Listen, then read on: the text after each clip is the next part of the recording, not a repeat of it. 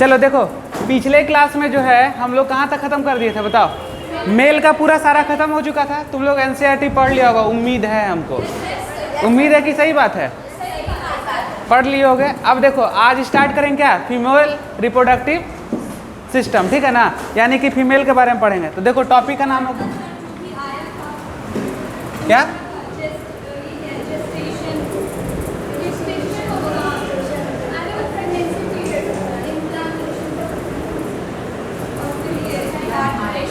अभी नहीं पढ़ाए वो सब, पढ़ाएंगे।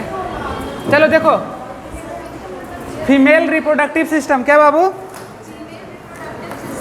चलो ड्रॉ करो डायग्राम को जल्दी जल्दी।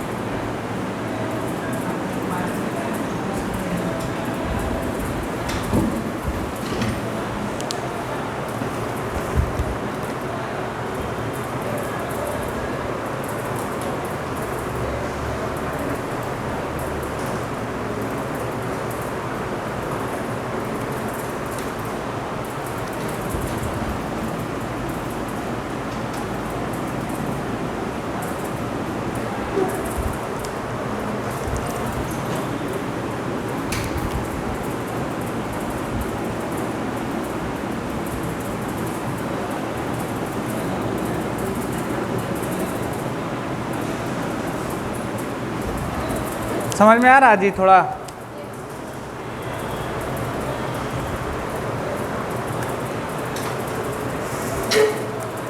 ड्रॉ कर लो।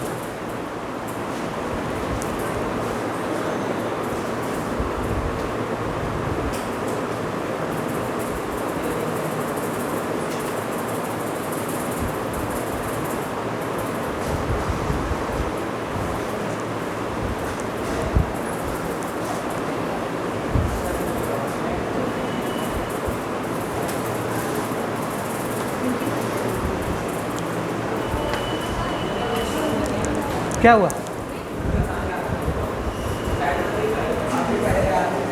देखो फीमेल रिप्रोडक्टिव सिस्टम है, समझ गए थे? मेल हम लोग पूरा पढ़ लिए थे। अच्छा बताओ, फीमेल में हम क्या बात करते हैं? गोनेट्स का। गोनेट्स मतलब क्या होता है, पता है कुछ? हाँ ठीक है, गोनेट्स। तो इसमें क्या हुआ, ओवरी कितना रहेगा वो बताओ? 1 पेयर दिख रहा, एक इधर और एक इधर। फॉलोपियन ट्यूब बताओ कितना पेयर है, देख के। अब बताओ इसी फॉलोपियन ट्यूब को क्या बोलते हैं? और ओविडक्ट। ठीक है, थर्ड पॉइंट पे आ जाएंगे। चलो देखो, तो 1 पेयर में कौन कौन हो गया, जल्दी देखो। अच्छा यूटेरस कैसा है? यूटेरस सिंगल है कि डबल है बताओ? Uterus single. वेजाइना बताओ?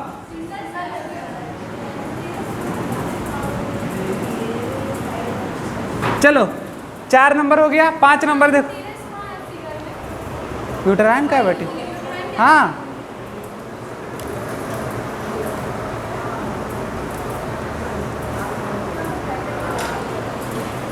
हो गया, उतना लिखो।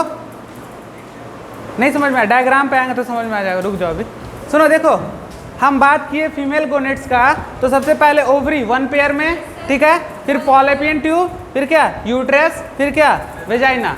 कितना हो गया? 4 हो गया। अब देखो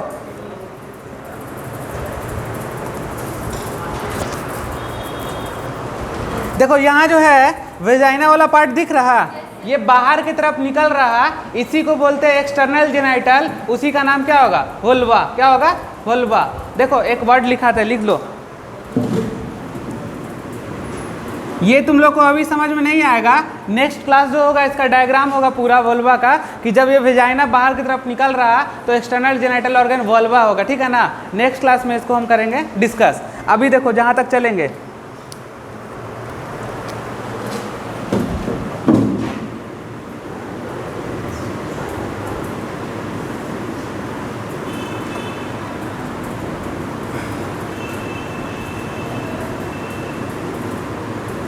मेमरी ग्लैंड क्या है? देखो मेमरी ग्लैंड भी तो होगा किसमें? पेयर में होगा ना बाबू। देखो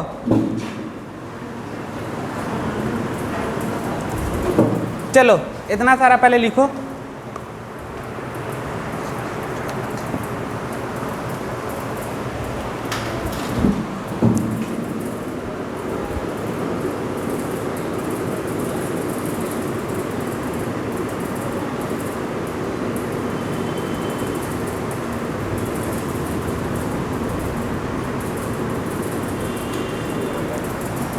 स्ट्रक्चरली एंड फंक्शनली रिलेटेड होती है किससे बताओ? जल्दी से बता दो। रिप्रोडक्टिव सिस्टम से, यानी मेमरी ग्लैंड का भी जरूरत पड़ेगा।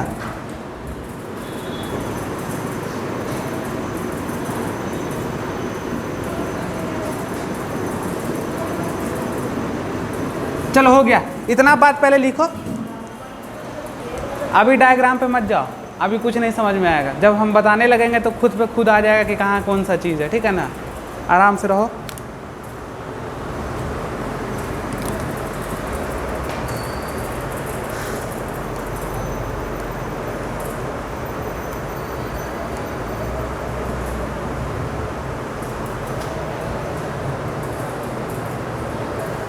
इतना लिख लिए? अब सुनो, देखो हो गया ना? देखो चाइल्ड बर्थ का, जो बच्चा जन्म लेता है उसका रिलेशन मेमरी ग्लैंड से होगा ना? होगा। जैसे जैसे फीमेल के बॉडी में चेंज आने लगेगा तो मेमरी ग्लैंड में भी तो चेंज आएगा ना। अब देखो मेमरी ग्लैंड करता क्या क्या हेल्प में। देखो पहला सबसे बात समझो कि मेमरी ग्लैंड क्या, तो पहले चाइल्ड बर्थ के समय में चेंज होगा मेमरी ग्लैंड में। जैसे मेमरी ग्लैंड नहीं पता है? एनसीईआरटी निकालो।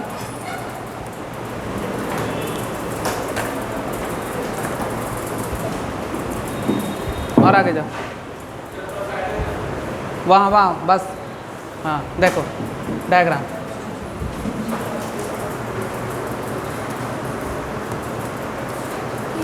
ठीक है ना। अब देखो यहाँ बात समझो बाबू कि ये मेमोरी ग्लैंड जो है 1 पेयर में रहता है, यानी कि इतना सारा चीज़ तो रिप्रोडक्टिव सिस्टम में हेल्प हो रहा, तो मेमोरी ग्लैंड का भी होगा। जैसे जैसे क्या होगा, चाइल्ड बर्थ के समय क्या होता है, मेमोरी ग्लैंड में हेल्प करता है मेमोरी ग्लैंड, और क्या होता है जैसे जैसे फीमेल का स्ट्रक्चर चेंज होगा तो मेमोरी ग्लैंड में भी चेंजेज आएगा। लेकिन मेमोरी ग्लैंड और सब चीज़ में तो हेल्प करता है, तो लिखो मेमोरी ग्लैंड हेल्प इन, लिखो point, help in gametogenesis, memory gland help in gametogenesis,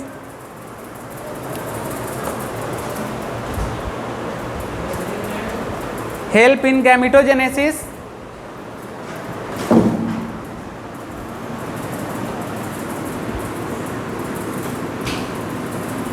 gametogenesis के बाद लिखो ओवुलेशन, हाँ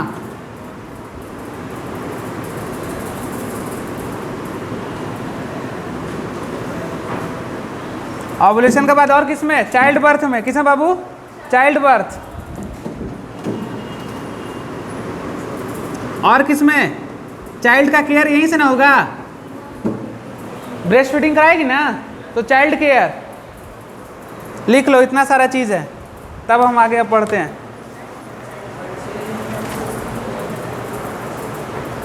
चलो अब सुनो, हम बात कर रहे थे फीमेल रिप्रोडक्टिव सिस्टम का, पहले देखेंगे सबसे पहले ओवरी 1 पेयर में, फिर फॉलोपियन ट्यूब, इसी को ओविडक्ट 1 पेयर, यूट्रस सिंगल, और क्या वेजाइना सिंगल, और वोल्वा क्या एक्सटर्नल जेनिटल ऑर्गन, जो वेजाइना बाहर की तरफ खुल रहा उसी को वोल्वा बोलते हैं। और नेक्स्ट डायग्राम जब हम बनाएंगे नेक्स्ट क्लास में तब वहाँ पे क्लियर होगा सारा ये, ठीक है ना। फिर और क्या, मेमोरी ग्लैंड भी तो है, ये 1 पेयर में रहता है, तो देखो स्ट्रक्चरली एंड फंक्शनली रिलेटेड होती है रिप्रोडक्टिव सिस्टम से, समझ रहे हो ना। स्ट्रक्चर मतलब क्या, स्ट्रक्चर में चेंज आएगा, फंक्शन मतलब क्या, बहुत सारा फंक्शन चेंज होगा, किसमें, मेमोरी ग्लैंड में, रिप्रोडक्टिव सिस्टम के दौरान। तो किसमें हेल्प करेगा, हेल्प इन गैमेटोजेनेसिस, गैमेट का फॉर्मेशन, और क्या ओवुलेशन के समय में, और किसमें, चाइल्ड बर्थ के समय में, और क्या चाइल्ड केयर के समय में, समझ गए, इतना सारा चीज हुआ। ओवुलेशन मतलब मेंस्ट्रुएशन साइकिल आता है ना, उसी को ओवुलेशन बोलते हैं। चलो इसको मिटा रहे हैं, लिख लेना सब।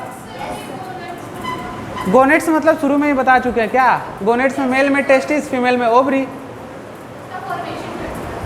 समझ गए बात को।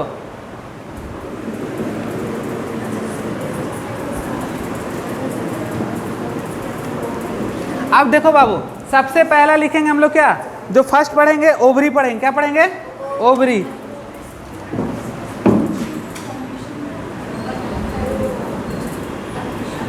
ओवरी पहला है, ओवरी।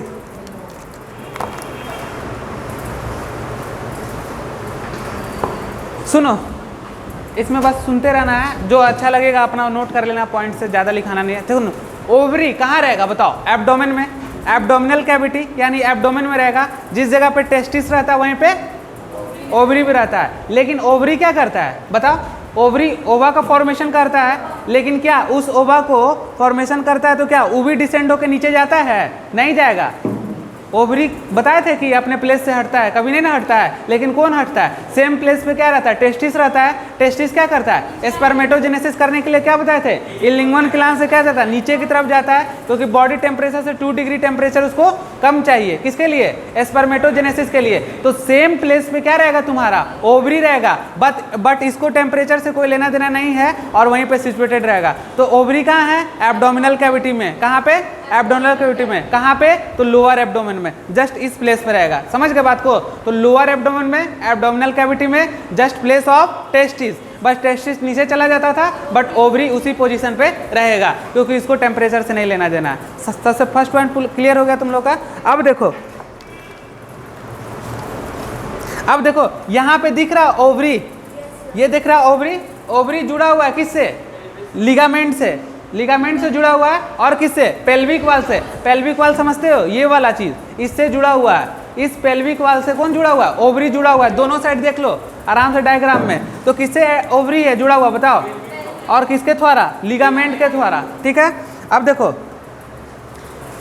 लिगामेंट से क्या जुड़ा हुआ बताओ, यूट्रस जुड़ा हुआ है ना, ये पूरा क्या यूट्रस है कि नहीं बताओ, ये वाला क्या है यूट्रस ही ना है। तो देखो लिगामेंट से जुड़ा हुआ है यूट्रस के थ्रू, एक तरफ यूट्रस के थ्रू जुड़ा हुआ है और दूसरी तरफ पेल्विक वाल से, यानी आगे की तरफ यूट्रस और पीछे की तरफ पेल्विक वाल से जुड़ा हुआ है। पेल्विक वाल समझते हो, पेल्विस, पेल्विस हो गया यहाँ पे, पेल्विस वाल, पेल्विस वाल ये होता है, समझ रहे हो, इस पोजीशन को बोलते हैं क्या, पेल्विस वाल। ठीक है, हो गया।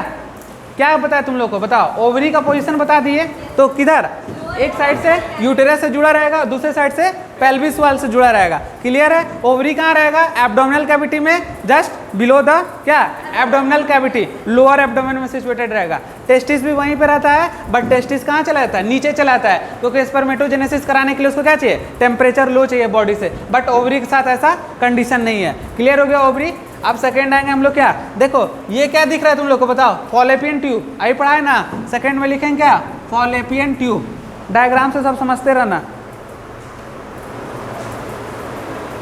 देखो दूसरा है, नहीं सर पेल्विक नहीं होगा, पेल्विक वॉल से, पेल्विक तो सर मेन वाला नहीं होगा, इसमें पेल्विक होगा, पेल्विक, पेल्विक, PVIC, हम स्पेलिंग बता रहे थे तुम लोग को, तो आप लिखे सही है, पेल्विक वाल, ठीक है ना, लिख लेना अपना, कहीं कहीं पे तुम लोग को होगा कंफ्यूजन, वर्ड है ना सेम मिलता जुलता रहेगा, ठीक है ना, तो देख लेना पेल्विक वाल। अब दूसरा क्या है बाबू, फॉलोपियन ट्यूब, इसी को और हम लोग क्या बोलते हैं बताओ जल्दी, ओविडक्ट बोलते हैं, इसमें लिखो तुम लोग पार्ट,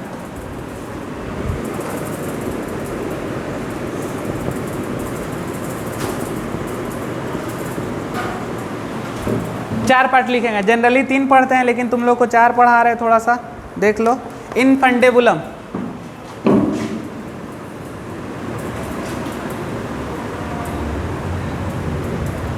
पहला कौन आया, इनफंडेबुलम, दूसरा एम्प्यूला,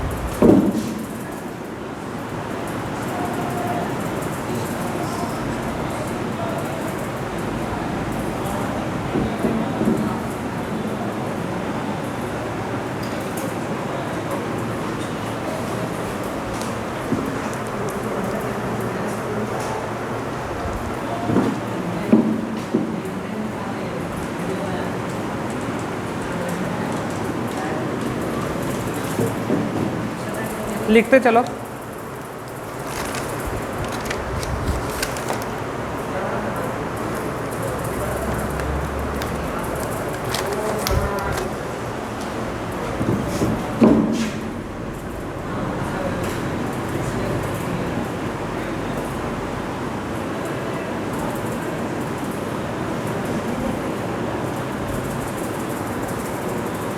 देखो ये जो इस्थमस है क्या है, एम्प्यूला को यूटेरस पॉइंट से क्या करता है, ज्वाइंट करता है, इसको अभी दिखाएंगे डायग्राम में, लेकिन पहले लिख लो तुम लोग जल्दी जल्दी।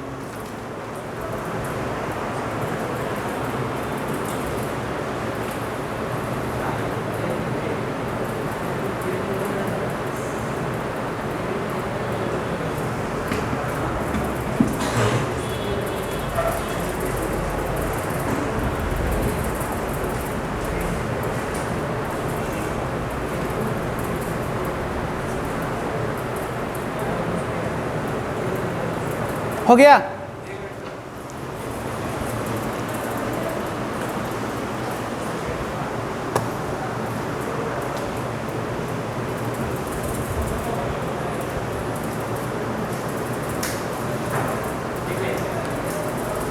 देखो ये जो है सबसे पहला है कौन है, इनफंडिबुलम। केमिस्ट्री का लैब में गया है तुम लोग कभी, फनल के बारे में जानते हो, जो यूज करते हैं हम लोग लैब सब में, ऐसे टाइप का रहता है शेप ना, ठीक है।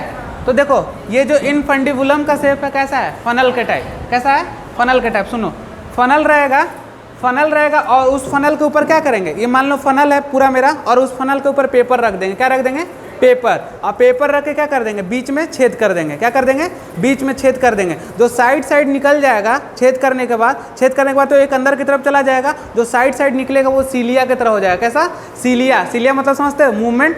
समझ रहे हो बात को, सुनो क्या हुआ, पहले फनल था, फनल शेप के बीच में क्या रखे, पेपर रखे, पेपर में क्या किए, छेद कर दिए, तो छेद करने के बाद तो हो गया, और पेपर चारों तरफ क्या होगा, सीलिया की तरह हो जाएगा, छेद छेद टाइप से हो जाएगा चारों तरफ। तो सीलिया मतलब समझ रहे हो, मूवमेंट के लिए। यानी इसका रिलेशन कहाँ से, ओवरी से जो ओवा निकलेगा उसको अपने तरफ खींचना है। तो आखिर सीलिया रहेगा तब तो खींचेगा। और इस जगह पे क्या रहता है, सिलोमिक कैविटी रहता है। क्या रहता है, सिलोमिक कैविटी। ओवा इससे रिलीज हुआ ओवरी से, और इस सिलोमिक कैविटी में आएगा। अब सिलोमिक कैविटी से इस फॉलोपियन ट्यूब में जाना है ना, तो यही तुम्हारा इनफंडिबुलम में क्या रहेगा, सीलिया टाइप का लगा रहेगा। और वो सीलिया क्या करेगा, इसको क्या करेगा, जो ओवरी से अंडा निकला उसको अपने तरफ खींचेगा, तब तो फिर ले जाएगा फॉलोपियन ट्यूब में, तब ना रिप्रोडक्शन कराएगा। तो समझ रहे हो बात को, क्या समझ।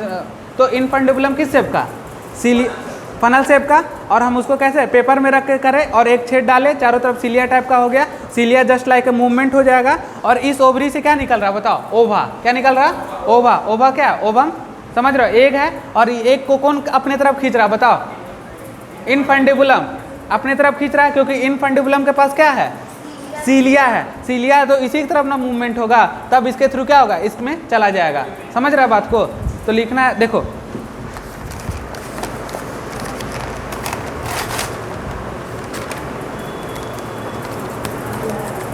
एक चीज देखना, यहाँ पे एक चीज और ओस्टिया है, ठीक है ना बाबू। ये देखो ओस्टिया हम गोल कलर का दिखाए हैं।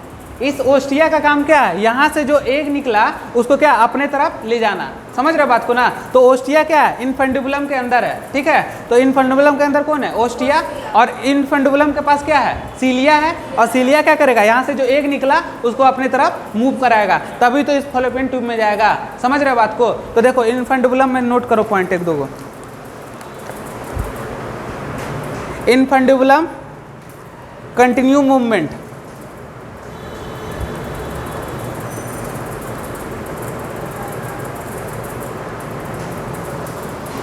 इनफंडिबुलम में क्या हो रहा, देखो ऐसा टाइप का कंटिन्यू क्या हो रहा, मूवमेंट हो रहा, किसके थ्रू, सीलिया के थ्रू हो रहा ना। अब देखो यहाँ पे क्या बताया, सिलोमिक कैविटी। सिलोमिक कैविटी में क्या रहेगा बताओ, अंडा कहाँ से आया, ओवम कहाँ से आया, सिलोमिक कैविटी से। पहले देखो कंटिन्यू मूवमेंट होगा किस में बताओ, इनफंडिबुलम में। और यहाँ पे ओवरी से क्या निकला, एग निकला। क्या निकला, एग निकला। एग निकल के कहाँ आया, इस सिलोमिक कैविटी में आएगा ना एग, यहाँ पे एग आया। अब देखो एग को कौन खींच रहा बताओ, इनफंडिबुलम। और कहाँ है, ओस्टिया के माध्यम से कहाँ जाएगा, एम्प्यूला में चला जाएगा। कहाँ चल जाएगा, इस ओस्टिया को देख रहा ना, खींचा इनफंडिबुलम और घुस गया किसके थ्रू, ओस्टिया के थ्रू। और कहाँ चला जाएगा, ampulla is a wider part. कैसा पार्ट है, जहाँ पे रिप्रोडक्शन होगा वहाँ के लिए हमको चौड़ाई चाहिए ना, तो एम्प्यूला कैसा है, वाइडर पार्ट। तो तुम लोग अपने से फ्लो चार्ट में कन्वर्ट करो। क्या बोले हम कि इनफंडिबुलम में क्या होता है, क्या होता है, कंटिन्यू मूवमेंट होते रहता है। और सिलोमिक कैविटी से क्या करता है, एक को खींचता है। क्या करेगा, एक को खींचेगा। कहाँ से, सिलोमिक कैविटी से। कौन खींचा, इनफंडिबुलम। और कहाँ ले गया, ओस्टिया में। और ओस्टिया कहाँ पहुँचा दिया, एम्प्यूला में। समझ गया बात को। देखो एक बार फिर से गौर करो, देखो हम लिखा देते हैं, अच्छा से लिख लो नोट करके।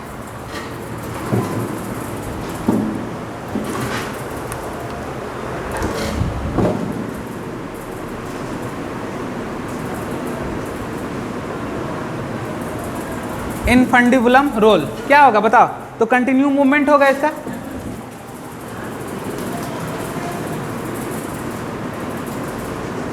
हो गया बाबू।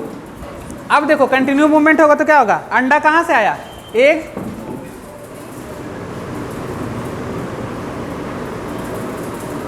सिलोमिक कैविटी से ना बाबू। एक तो रिलीज किया ओवरी, लेकिन गया कहाँ, सिलोमिक कैविटी में ना। तो एक कहाँ से, एक सिलोमिक कैविटी से आया। कहाँ से आया, समझ रहे हो बात को, नहीं समझा। अरे एक कौन, ओवरी निकाल रहा, तो ओवरी में एक थोड़ा रह जाएगा, वो सिलोमिक कैविटी में रिलीज करेगा ना, तब ना इनफंडिबुलम खींचेगा। नहीं, यहाँ पे इनफंडिबुलम का रोल है, ठीक है ना। देखो लिखो,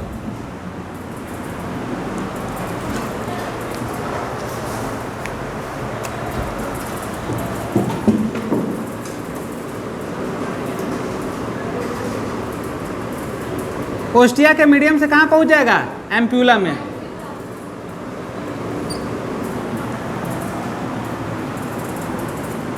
इतना अच्छा से लिखें, देखो लिख लो इसको, याद रहेगा। और ज़्यादा लिखना है तो ओवरी रिलीज एग लिख लो तुम लोग, ओवरी से तो एग निकलता ही है, वो तो कॉमन सा बात हो गया।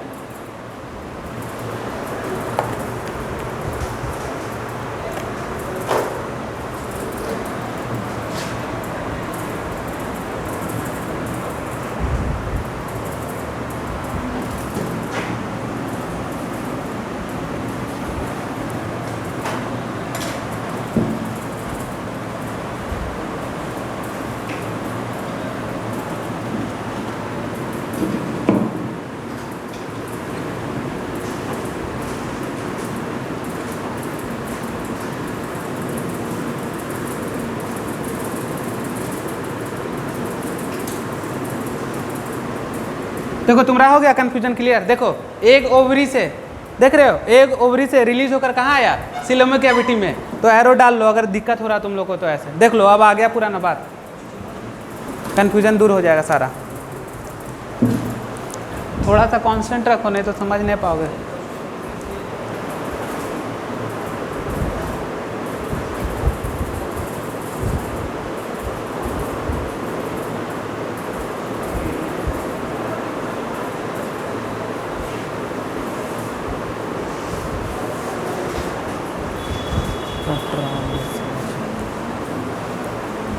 हो गया, समझ गए इतना बात को?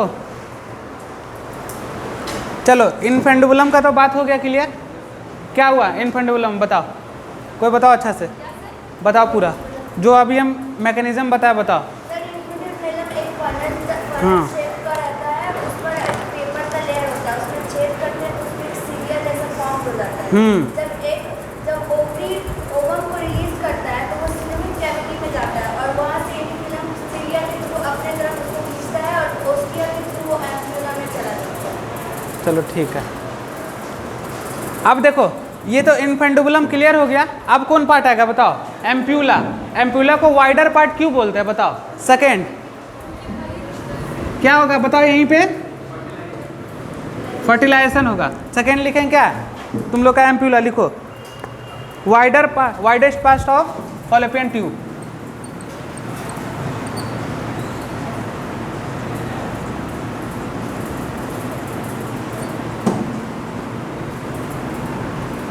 किसका वाइडेस्ट पास्ट है बताओ? फॉलोपियन ट्यूब का।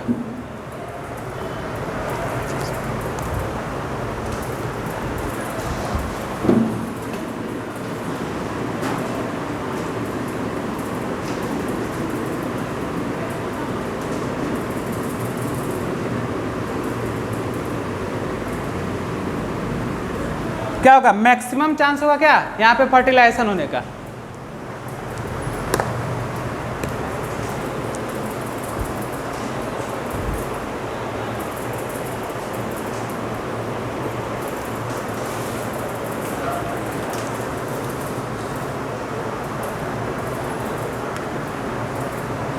चलो हो गया। देखो सुनो क्या क्या डायग्राम में पढ़े बाबू। पहला देखो ये पढ़ लिए इनफेंडुबुलम। देखो इधर इनफेंडुबुलम पढ़ लिया। पहले तो सबसे पहले हम लोग क्या पढ़ेंगे? Fallopian tube. कौन है फॉलोपियन ट्यूब? देख रहे हो ये क्या है? फॉलोपियन ट्यूब है। और ये क्या है? फॉलोपियन ट्यूब है। अब देखो फॉलोपियन ट्यूब में कौन है? फूला हुआ पार्ट एम्प्यूला। क्या है? एम्प्यूला। अब इधर देखो क्या है? इनफेंडुबुलम। और इनफेंडुबुलम के पास क्या है? ऑस्टिया। क्लियर हो गया? ये सब सारा चीज बता दिए। तो पहला तो क्लियर होगा कौन? इनफेंडुबुलम। दूसरा एम्प्यूला क्लियर हो गया। अब तीसरा कौन पढ़ेंगे? इस्थमस। क्या है? इस्थमस। देखो इस्थमस, इस्थमस का मतलब क्या होता है? देखो लिख दिए हैं, एम्प्यूला को यूटेरस से ज्वाइंट करने वाला जो रहता है उसको क्या बोलते हैं? इस्थमस। देखो इस डायग्राम में एम्प्यूला को कौन ज्वाइन कर रहा? बताओ। एम्प्यूला को यूटेरस से ज्वाइंट कर रहा ना जी, इसको क्या बोलेंगे? इस्थमस। देख रहे हो ना एम्प्यूला को किससे? यूटेरस से ज्वाइंट करने वाला पार्ट को क्या बोलते हैं? इस्थमस। उसी तरह थायराइड ग्लैंड रहता है तो एक थायराइड दूसरा थायराइड और उसको जोड़ने वाला कौन रहता है? इस्थमस। इस्थमस मतलब क्या होता है? एक को एक से जोड़ने वाला। समझ रहे हो? एक हाँ दोनों हाँ नहीं दिखाया गया है बस इस तरह का सारा डायग्राम। हाँ सारा डायग्राम एक ही मतलब एक ही साइड ना पढ़ाएंगे, दोनों साइड क्यों पढ़ाएंगे? ठीक है ना। तो समझ के बात को ना, तो बोले ना पेयर में रहेगा फॉलोपियन ट्यूब। तो देखो कहाँ से, तो एम्प्यूला से यूट्रस में जोड़ने वाला पॉइंट को क्या बोलते हैं, इस्थमस। यहाँ लिख दिए, क्लियर क्लियर। अब देखो एक यूट्राइन पार्ट है, कौन पार्ट है, यूट्राइन पार्ट, यानी फॉलोपियन ट्यूब का चौथा पार्ट कौन है, यूट्राइन पार्ट, जो कहाँ की ओर खुल रहा, अंदर की ओर धंस रहा, किसमें, यूटेरस के अंदर धंस रहा, उसको क्या बोलेंगे, यूट्राइन पार्ट, क्योंकि यूट्राइन का मतलब यूटेरस के अंदर धंस रहा। ठीक है, तो हम लोग का फॉलोपियन ट्यूब का कितना पार्ट, 4 पार्ट। पहला पार्ट कौन, इनफंडिबुलम। इनफंडिबुलम क्या करता है, सिलोमिक कैविटी से एक को निकालता है और कहाँ लाता है, ऑस्टिया में, और ऑस्टिया के थ्रू क्या करता है, एम्प्यूला में लेके चला जाता है। दूसरा पार्ट एम्प्यूला क्या है, वाइडेस्ट पार्ट, मैक्सिमम क्या होता है, यहाँ पे फर्टिलाइजेशन होने का चांस रहता है। तीसरा क्या, इस्थमस, किसको जोड़ने वाला, एम्प्यूला को यूट्रस से जोड़ने वाला को इस्थमस बोलते हैं। चौथा कौन, यूट्राइन पार्ट, जो ये फॉलोपियन ट्यूब अंदर की धंस रहा है यूट्रस की तरफ, इसलिए इसको बोलते हैं यूटेराइन पार्ट। तो इस तरह से तुम्हारा कौन क्लियर हो गया, फॉलोपियन ट्यूब पूरा खत्म। समझ के बात को, कहीं कोई दिक्कत, 2 मिनट सोचो। अब हम पढ़ाने चल रहे हैं यूट्रस।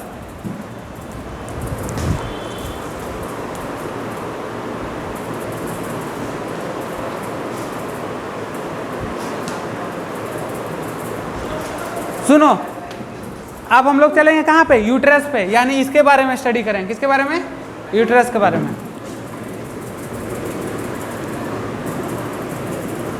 कोई दिक्कत है तुम लोग को फॉलोपियन ट्यूब का पार्ट में, समझ में आ गया ना सारा चीज। अब देखो यूट्रस को बोलते हैं हम लोग वॉम्ब, क्या बोलते हैं, वॉम्ब।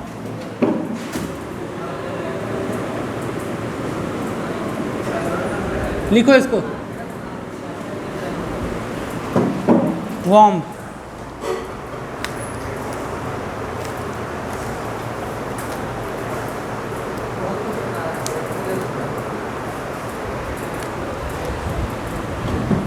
इसको बोलते हैं क्या, बच्चा दानी या बच्चा धानी, जल्दी बोलो, गलत है, जल्दी बोलो, बच्चा धानी या बच्चा दानी, धानी, बच्चा धानी। देखो समझो यहाँ पे, धारण करना ना कि दान करना। और देखो दूसरा वर्ड बच्चा दानी, इसका मतलब दान करना और इसका मतलब धारण करना, तो कौन होगा, बच्चा धानी है। गलत बोलता है सब, हम सही कर रहे हैं ना, हम पढ़ा रहे हैं ना। कितना जगह सुधारे तुम लोग को बताओ, डायरो होइया, डायरो होइया, ठीक है ना, समझ के बात को। तो क्या बोलेंगे, नॉट दानी, ठीक है, इसका मतलब दान करना, इसका मतलब धारण करना।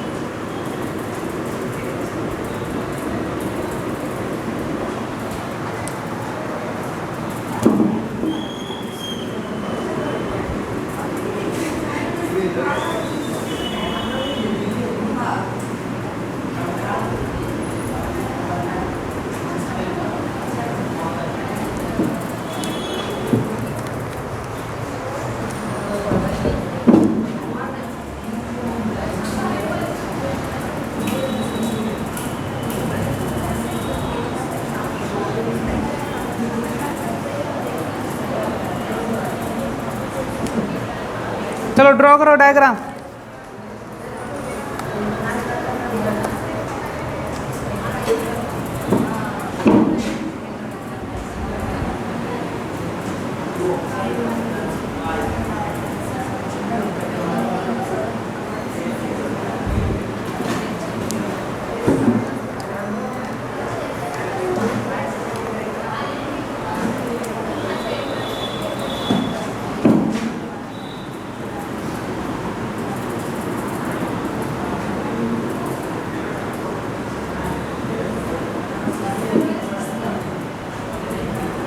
वेट करो।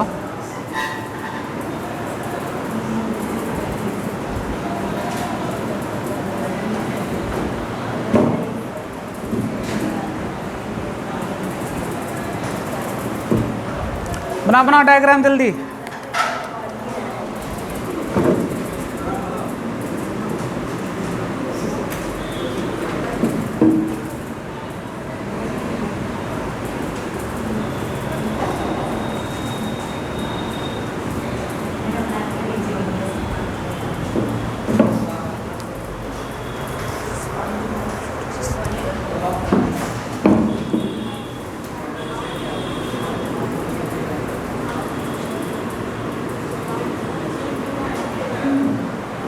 Position of uterus.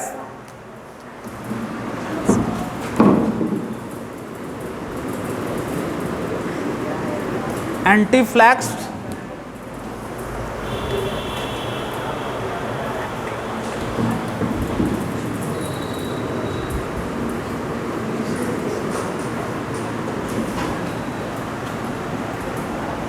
चलो इस यूटेरस को क्या किए, बाहर निकाल दिए हैं, ठीक है ना। चलो बनाओ जल्दी सब डायग्राम।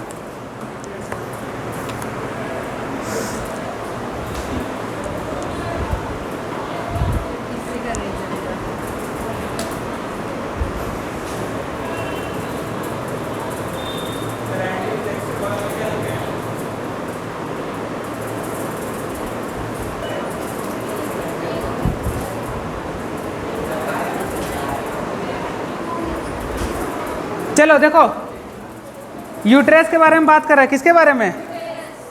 देखो सबसे पहले देखेंगे यूट्रस का डायग्राम। इसका नाम क्या है? Position of uterus. देखो ये यूट्रस है, देखो जस्ट हथेली है मेरा, तो यानी यूट्रस कैसा होगा? देखो ऐसा, एकदम ऐसे है सीधा, लेकिन है नहीं ऐसा। अभी हम बस इसको दिखा रहे हैं। देखो यूट्राइन कैविटीज, यूट्रस के बारे में बात कर रहे हैं। तो यूट्रस, तो देखो ऊपर वाला पार्ट को क्या बोलेंगे? बॉडी, और नीचे वाला पार्ट को क्या बोलेंगे? सर्विक्स। सुन रहे हो? ये पूरा यूट्रस जो हुआ, तो ऊपर वाले पार्ट को क्या बोल रहे हैं? बॉडी, और नीचे वाला पार्ट को क्या बोलेंगे? सर्विक्स। तो देखो ऐसे हाथ है मेरा, पाल्म, ऊपर वाला पार्ट को क्या बोलेंगे? बॉडी, और नीचे वाला पार्ट को क्या बोलेंगे? सर्विक्स। समझ में आ रहा कुछ? तो ये ऊपर वाला पार्ट हुआ और नीचे वाला पार्ट हुआ, यानी कि यूट्रस कितना पार्ट में? दो पार्ट में है, एक ऊपर वाला पार्ट बॉडी और नीचे वाला पार्ट सर्विक्स। देखो लेकिन यूट्रस लग रहा है ऐसा देखने में, लेकिन ऐसा होगा क्या? डायग्राम थोड़ा सा तुम लोग देखो एक बार, देखो थोड़ा सा एनसीईआरटी देखो जल्दी, दिख रहा है?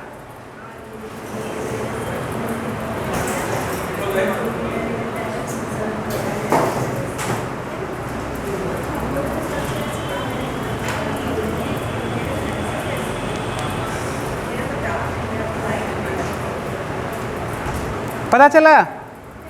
देखो यूट्रस ऐसे है नहीं, यूट्रस कैसे है? देखो ये एंटीफ्लेक्स्ड है। क्या लिखा हुआ है? एंटीफ्लेक्स। मतलब कि यूट्रस का जो कौन पार्ट? ये बॉडी पार्ट ऊपर वाला, और नीचे वाला पार्ट कौन? Cervix part. तो एंटीफ्लेक्स का मतलब हुआ कि यूट्रस का जो बॉडी वाला पार्ट है वो क्या है? 100 डिग्री के एंगल पे घुमा हुआ है। कितना डिग्री के एंगल पे? 100 डिग्री के एंगल पे घुमा हुआ है। देखो अब कैसे घूम के हो गया बताओ? ऐसे हो जाएगा पूरा।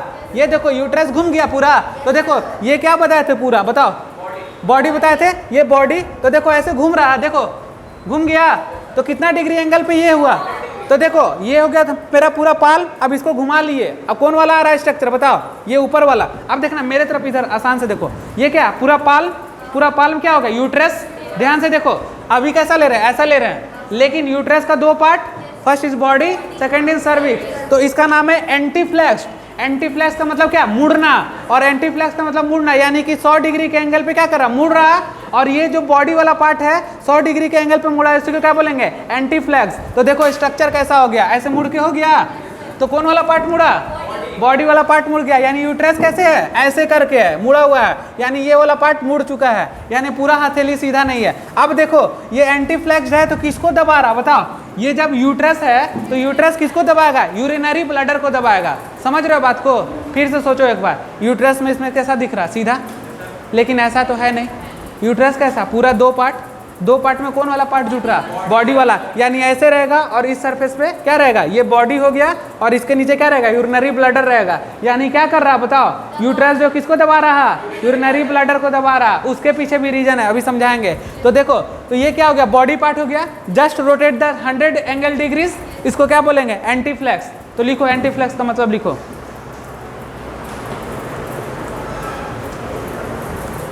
बॉडी और सर्विक्स वाला पार्ट लगभग 100 डिग्री एंगल पे रहता है। कितना? Body and cervix part on 100 degree angle.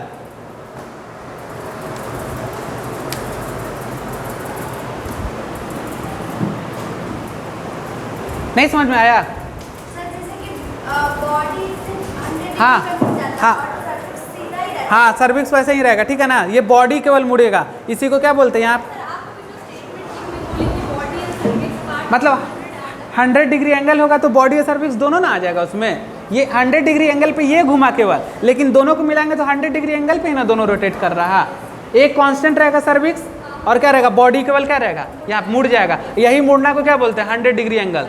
तो है तो दोनों एक ही पार्ट, इसलिए एंटी फ्लक्स का मतलब क्या होता है कि बॉडी क्या हो रहा, बॉडी 100 डिग्री एंगल पे मुड़ना। तो देखो मुड़ के हो गया ना 100 डिग्री एंगल, तो देखो ये मुड़ा ना पूरा यूट्रस। लिख लो मुड़ना, एंटी फ्लक्स का मतलब होता है मुड़ना।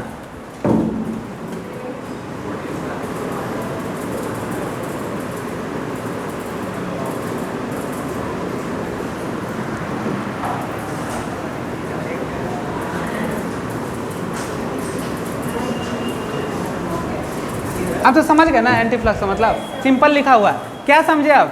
यूट्रस का कितना पार्ट बताओ बाबू? 2 पार्ट। कौन कौन? बॉडी और सर्विक्स। बॉडी कितना डिग्री एंगल पे है रोटेट, 100 डिग्री, तो रोटेट हो गया। तो रोटेट होने के बाद किसको दबा रहा, यूरिनरी ब्लैडर को।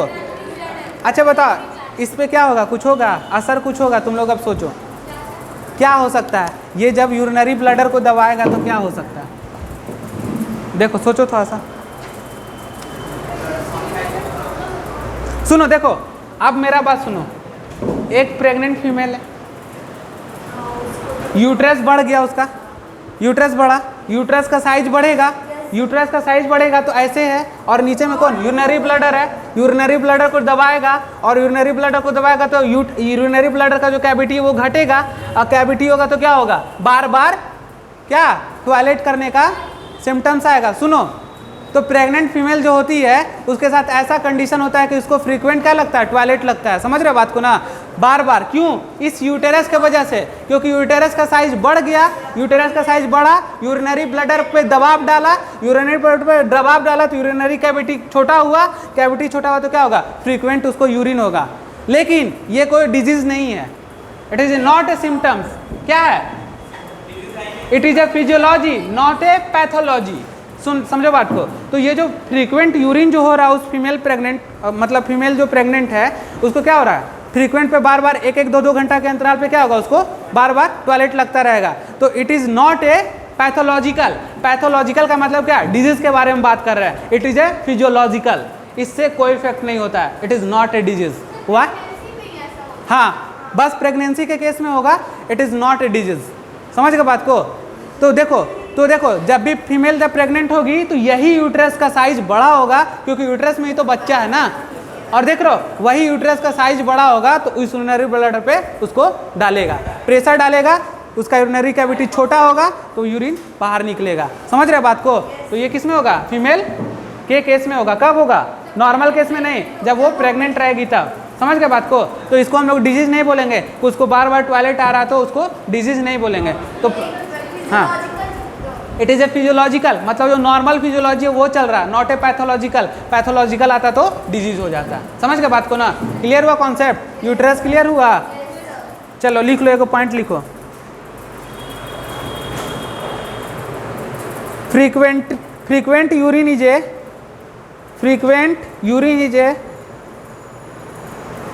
physiology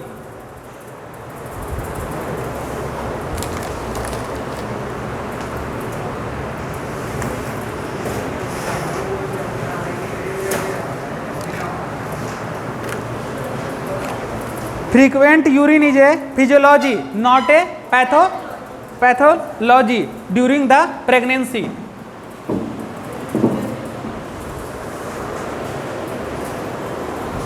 हो गया? समझ गए बाबू? अब देखो, अब हम आते हैं थोड़ा सा, अब देखो यूट्रस तो पूरा समझ गए। ये यूट्रस का क्या वाल है, ऊपर वाला, इसके बारे में तो नहीं बताए थे। इतना दूर को क्या बोलते हैं, फंडस। यूट्रस का वाल के बारे में पढ़ेंगे। तो देखो लिख लो, जगह भी तो नहीं बचा है, इसी में लिखाते हैं। सुनो, यूट्रस का जो बाहरी लेयर होता है उसको क्या बोलते हैं? पेरीमेटेरियम। मेटेरियम टर्म कहीं पे भी आ जाए इसको क्या बोलते हैं? मतलब किसके बारे में बात हो रहा है? यूट्रस के बारे में। तो यूट्रस का आउटर लेयर किसका बना रहता है? पेरीमेटेरियम का, ठीक है ना। अब देखो सेकेंड वाला पार्ट कौन है? बीच का, इसको बोलते हैं मायोमेटेरियम। क्या बोलेंगे? मायोमेटेरियम। अब देखो ये मायोमेटेरियम जो बना रहता है बाबू किसका बना रहेगा? स्मूथ मसल्स का। लिख लो, स्मूथ मसल्स का, जल्दी से।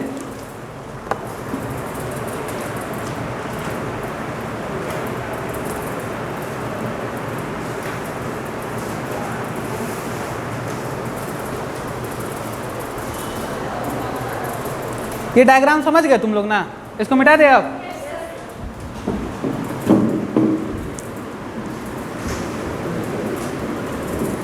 देखे, फिजियोलॉजी को फील करोगे तो दिमाग खुल जाएगा, समझे? किसी भी चीज़ को सोचो क्या हो सकता है। साइंस क्या है? यही न है, इसलिए सोचो। देखो फिजियोलॉजी, अभी तक यूट्रस कैसा लग रहा था, लेकिन पता चला ना रीजन कैसे कैसे होता है।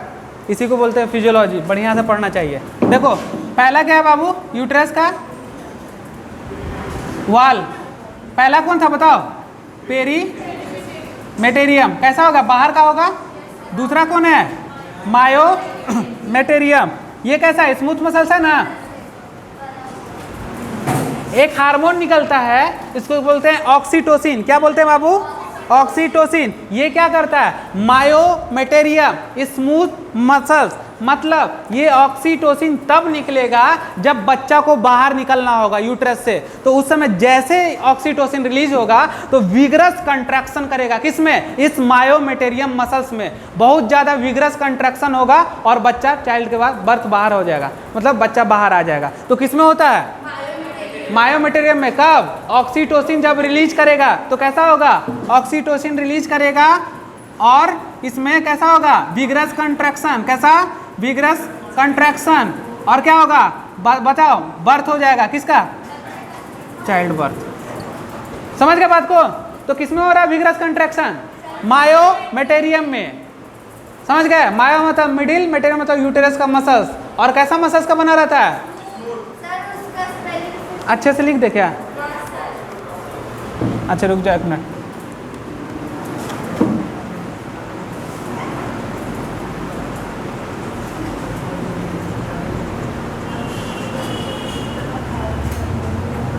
आप समझ में आ रहा जी?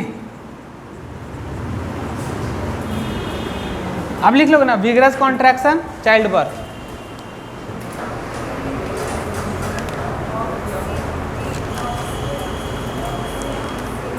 और देखो, अब देखो हो गया। हाँ प्लासेंटा, इसी से यूट्रस से बताएंगे, हार्मोन वाला चैप्टर में चलेगा और आगे आएंगे तो बढ़ते चलेगा। अभी बस याद रखो कि ऑक्सीटोसिन हार्मोन निकलता है जिसके कारण से इस मायोमेटेरियम में विगरस कॉन्ट्रैक्शन होता है और विगरस कॉन्ट्रैक्शन होने से बच्चा बाहर आ जाता है। तो यही इंजेक्शन तो लगाते हैं बर्थ के समय। चलो थर्ड है, कौन है इसका? इंडोमेटेरियम। पहले और एक चीज इसमें जानते हैं। देखो मेंस्ट्रुएशन साइकिल चलता है लड़की लोग का, दर्द होता है ना, तो देखो दर्द के समय में क्या होता है? मेंस्ट्रुएशन साइकिल के समय में इसी मायोमेटेरियम में कॉन्ट्रैक्शन होता है, जिससे कि इसको बोलते हैं मेंस्ट्रुएशन पेन बोलते हैं। क्या बोलते हैं? Menstruation pen.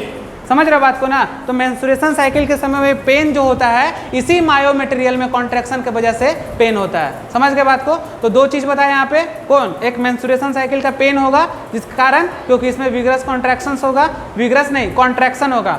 चाइल्ड बर्थ के समय में विगरस कॉन्ट्रैक्शन होगा। तो दो चीज याद रखना, चाइल्ड बर्थ के समय विगरस मेंस्ट्रुएशन साइकिल का कॉन्ट्रैक्शन। किसमें कॉन्ट्रैक्शन क्यों होगा? क्योंकि वहाँ पे वही तो इंडोमेटेरियम टूटेगा तभी तो ब्लीडिंग होता है। अभी नहीं, कहाँ पे? मेंस्ट्रुएशन साइकिल में जब पहुँचेंगे हम लोग तब समझ में आएगा कि क्यों कॉन्ट्रैक्शन हुआ और कहाँ से ब्लड निकलता है, सारा चीज़ बताएंगे।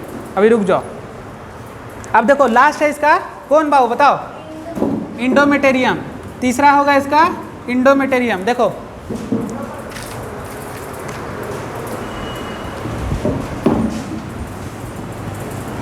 इंडोमेटेरियम, देख रहे हो? इंडोमेटेरियम का मतलब क्या? अंदर वाला लेयर। कौन अंदर वाला? चलो लिख लो उसमें, इपिथेलियल टिश्यू का बना रहता है, किसका बाबू?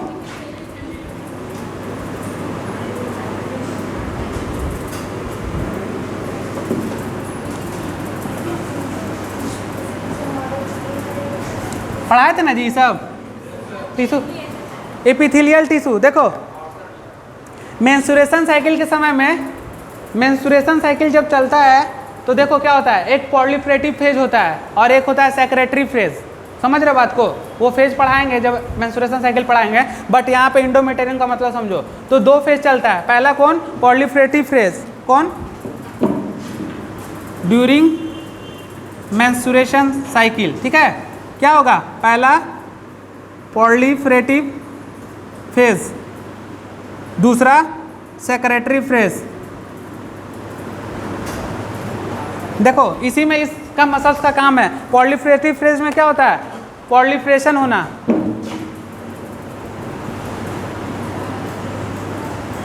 और इसमें सिक्रीशन होना। अभी उतना ज़्यादा याद नहीं रखना है, नहीं भी लिखोगे तो काम चलेगा, आगे पढ़ाएंगे इसको। तो दो चीज़ चलता है मेंस्ट्रुएशन साइकिल के समय में, फेज चलता है, प्रोलिफरेटिव फेज और सेक्रेटरी फेज। तो एक सिक्रीशन करता है, एक प्रोलिफरेटिव कराता है। समझो जब हम लोग मेंस्ट्रुएशन साइकिल चलता है तो यही इंडोमेटेरियम वाल टूटता है, जिसके कारण से ब्लीडिंग होता है। समझाएंगे उस समय। क्लियर हुआ? अब सुनो, देखो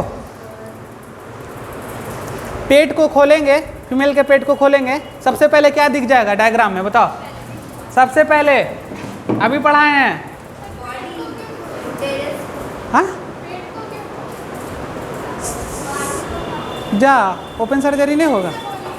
देखो पेट ओपन करेंगे तो देखो, मेरा कहने का मतलब बात कर रहे हैं, पेट ओपन करेंगे तो सबसे पहले क्या दिखेगा हम लोग को? यूरिनरी ब्लडर, यूरिनरी ब्लडर दिखेगा। उसके बाद क्या दिखेगा?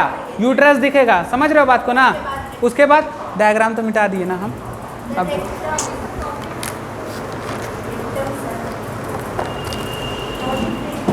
एक मिनट रुक जाओ, फिर से दिखाते हैं। नहीं समझ में आ रहा क्या? ऊपर जा रहा, ऊपर बताओ।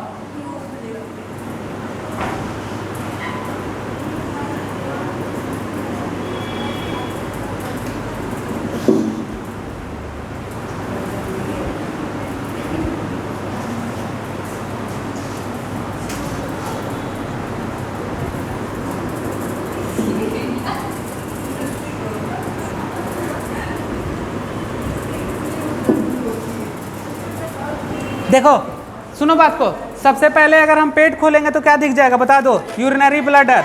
ब्लडर के ऊपर क्या रहता है? बताओ। ब्लडर के ऊपर ये क्या है? यूट्रस का बॉडी है। अब उसके बाद क्या दिख रहा है? बताओ। अब उसको पीछे की तरफ क्या दिख रहा है? जल्दी से बताओ। पीछे की तरफ ये दिख रहा है रेक्टम, और यही बॉडी वाला पार्ट नीचे चल के क्या वेजाइना के रूप में ओपन होता है, और उसके पीछे क्या रहता है?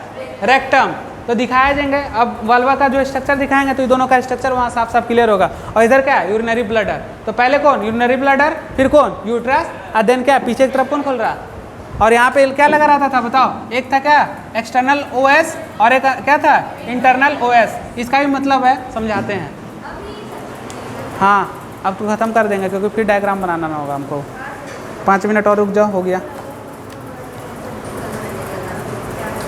देखो यूट्रस के नीचे वाला हिस्सा में 2 गो स्पिंचर होता है, देख रहे हो? स्पिंचर का नाम क्या है? यूट्रस के नीचे वाला भाग में 2 स्पिंचर है ना, जिसको क्या बोलते हैं? इंटरनल ओएस और एक्सटर्नल ओएस। याद रखना इसको। इसका क्या नाम है? इसको दोनों को मिला के क्या बोलेंगे? Cervical OS. क्या बोलेंगे? Cervical OS. याद रखना। ये कैसा है? स्पिंचर। तो लिख लो कैसा है स्पिंचर। तो लिखो एक पॉइंट वहाँ पे जल्दी से। बॉडी का सबसे, ओएस नाम है, याद रखो उसको, ठीक है ना? ORS नहीं है। बॉडी का सबसे स्ट्रॉन्गेस्ट स्पिंचर कौन है? तो यही दोनों है।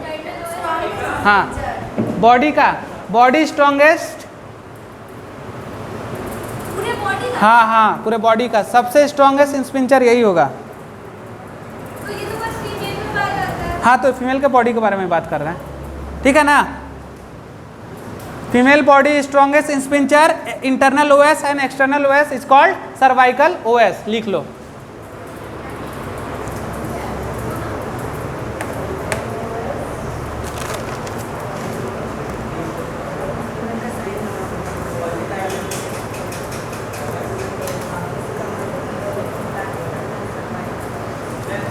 हो गया। अब देखो सर्वाइकल ओएस स्ट्रॉन्गेस्ट स्पिंचर होगा, तभी तो सोचो एक बात को बताओ, 3 kg का बच्चा यूट्रस में, और उसमें बताओ, और उसमें क्या रहेगा बताओ यूट्रस में, जल्दी से बोलो तुम लोग। अरे 1/2 kg का प्लासेंटा।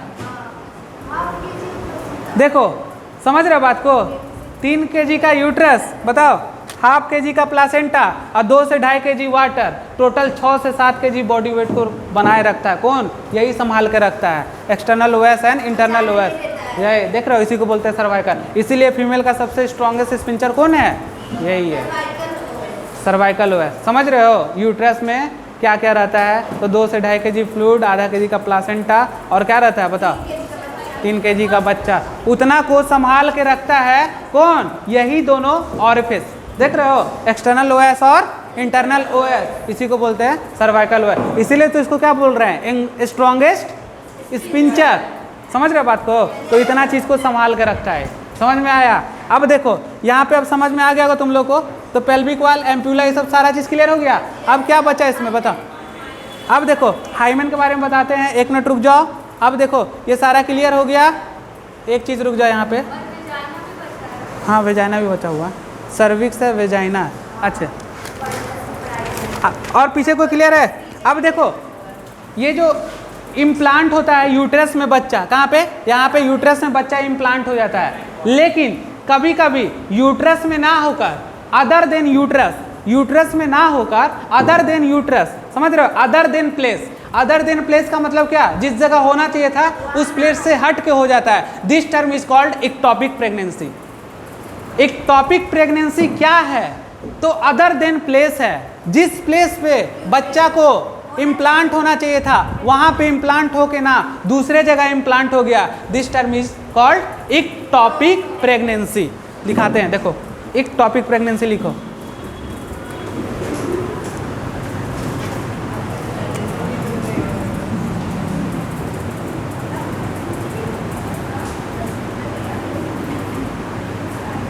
देखो अदर देन प्लेस,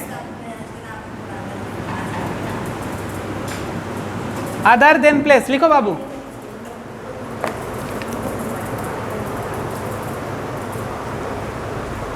और एक ही चीज और इसको लिख सकते हैं, अवे फ्रॉम नॉर्मल।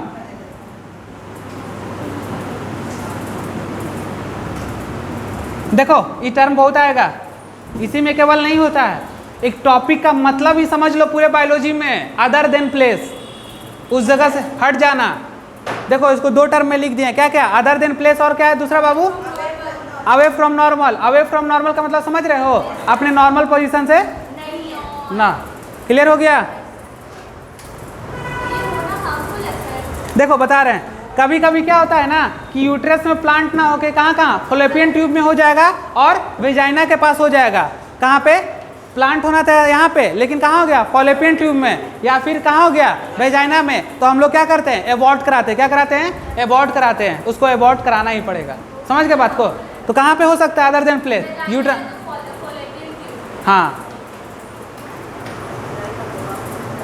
कैरी नहीं करेगा अगर यहाँ पे हो गया तो। अदर देन प्लेस का मतलब लिख सकते हैं यहाँ पे हम लोग, कहाँ पे बताओ बाबू? फॉलोपियन ट्यूब और वेजाइना। क्लियर? तुम लोग तेज हो गया है जी। अब क्या तो बोलते हैं? एबॉर्शन। क्या बोलते हैं बाबू? Abortion, abort, not carry.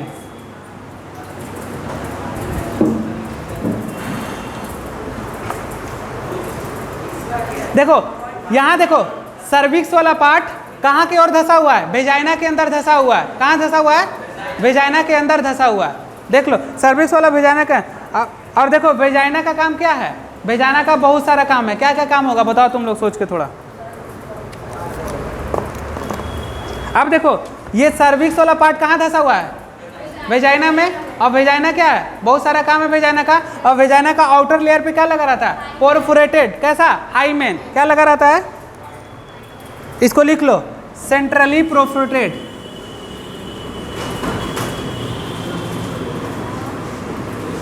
Centrally perforated. Hymen कहाँ है बताओ? वेजाइना का आउटर पे, सेंट्रली मतलब सीधा में, परफोरेटेड, ठीक है ना, छेद है, तो क्या बोलेंगे इसको? इसी को बोलते हैं हाइमेन। देखो लगा हुआ है यहाँ पे इसी का।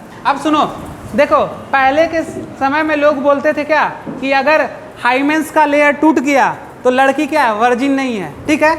अगर हाइमेंस का लेयर नहीं टूटा तो लड़की क्या है? वर्जिन है। लेकिन ये मिसकॉन्सेप्शन है, अब इसको हम लोग गलत कर दिए, गलत साबित कर दिए। पहले होता था लेकिन अब नहीं होता है, क्योंकि अब लाइफ स्टाइल फास्ट हो गया है। लड़की लोग साइकिलिंग भी करती है, बहुत सारा एक्सरसाइज भी करती है, जिसके कारण से ये हाइमेन लेयर टूट सकता है। इसलिए ये कंसीडर नहीं करता है कि जिसका हाइमेन लेयर टूटा हुआ है वो वर्जिन है या नहीं है। ये वर्जिनेटेड को नहीं बता सकता है, क्योंकि अब लाइफ स्टाइल चेंज हो चुका है। गर्ल्स लोग भी बहुत सारा वर्क करने लगी है, जिसके कारण से हो सकता है ये हाइमेन लेयर टूट सकता है। एनसीईआरटी में भी दिया होगा ये पॉइंट, ठीक है ना। तो हम लोग हाइमेन से क्लियर नहीं कर सकते हैं कि लड़की जो है वो वर्जिन है कि नहीं है, ठीक है ना। तो ये मिसकंसेप्शन है। अब ठीक है, अब देखो वेजाइना का क्या होगा? वेजाइना का रोल क्या होगा बताओ तुम लोग? अब वेजाइना का फंक्शन लिख लो यहाँ, vagina function.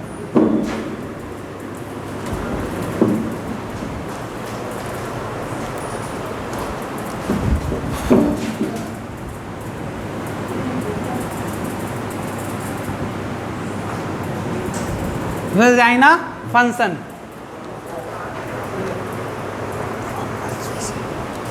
Flow of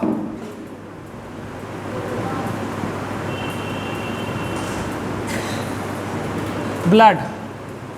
menstruation cycle का जो ब्लड होगा इसी के रास्ते के थ्रू निकलेगा।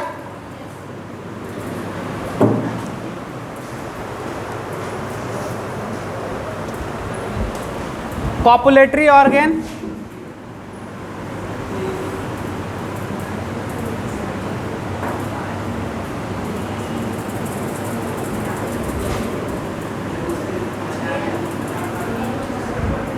इंसेमिनेशन टेक्स प्लेस का मतलब क्या होता है बताओ जल्दी? प्लेस फॉर इंसेमिनेशन लिख लो, प्लेस फॉर अच्छा रहेगा, यहाँ पे लिखो प्लेस फॉर इंसेमिनेशन। क्या होता है इंसेमिनेशन बाबू बताओ? स्पर्म का जाना क्या होता है? Insemination. It act birth canal,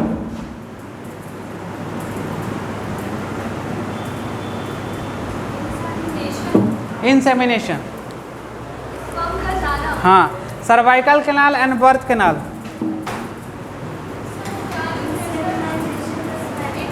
canal पढ़ाएंगे तुम लोग को, अभी रुक जाओ। सर्वाइकल कैनाल, अब देखो, और वेजाइनल कैनाल।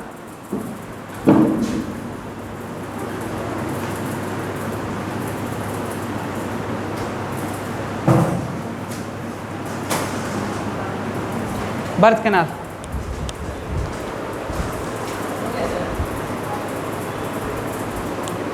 आया समझो बाबू? अब बताओ, देखो बर्थ के समय में लिख रहे हो अभी क्या? जल्दी जल्दी 2 मिनट और। देखो बर्थ के समय में वेजाइना का कोई रोल नहीं, कोई रोल नहीं। जैसे जैसे लड़की प्यूबर्टी स्टेज में आती है, तो प्यूबर्टी स्टेज में क्या होता है? मेंस्ट्रुएशन साइकिल आता है, तो ब्लीडिंग होता है। तो ब्लीडिंग क्या होगा? इसी रास्ते तो निकलेगा, तो वेजाइना का काम स्टार्ट, यानी first flow of menstruation blood. अब देखो दूसरा काम क्या? एडल्ट फेज में तो क्या होगा? Copulatory organ. कॉपुलेटरी ऑर्गन का मतलब सेक्स वाला ऑर्गन, यानी पेनिस इसी के रास्ते में क्या होता है? इंसर्ट होता है, ठीक है। तो कॉपुलेटरी ऑर्गन बोलेंगे। और क्या बोलेंगे? क्या? प्लेस फॉर इंसेमिनेशन, जो स्पर्म होता है इसी के रास्ते जाता है, ठीक है, वेजाइना के रास्ते। थर्ड होता है it act at birth canal, बच्चा जो रहता है इसी के रास्ते बाहर आता है, इसी को बोलते हैं बर्थ कैनाल। तो देखो, तो सर्वाइकल कैनाल और वेजाइना कैनाल को मिला के क्या बोलते हैं? Birth canal. तो इस तरह से आप लोग का फीमेल रिप्रोडक्टिव सिस्टम अभी ख़त्म नहीं हुआ, ठीक है ना। अभी इसमें और थोड़ा बचा हुआ है, अभी वुल्वा के बारे में नहीं बचा पाए हैं आप लोग को, नेक्स्ट क्लास में क्लियर करेंगे पूरे को, ठीक है। कहीं पे कोई दिक्कत समझ में आया? चलो ठीक है।